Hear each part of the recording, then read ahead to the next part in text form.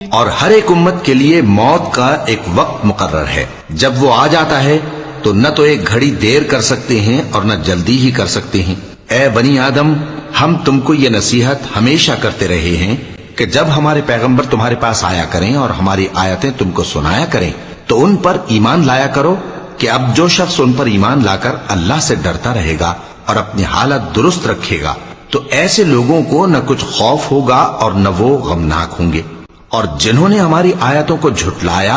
اور ان سے سرتابی کی، وہی دوزخی ہیں کہ ہمیشہ اس میں جلتے رہیں گے۔ پس اس سے زیادہ ظالم کون جو اللہ پر جھوٹ باندھے یا اس کی آیتوں کو جھٹلائے؟ ان کو ان کے نصیب کا لکھا ملتا ہی رہے گا، یہاں تک کہ جب ان کے پاس ہمارے بھیجے ہوئے فرشتے جان نکالنے آئیں گے تو کہیں گے کہ جن کو تم اللہ کے سوا پکارا کرتے تھے وہ اب کہاں ہیں؟ وہ کہیں گے کہ وہ ہم سے گم ہو گئے، اور اقرار کریں گے کہ بے شک وہ کافر تھے۔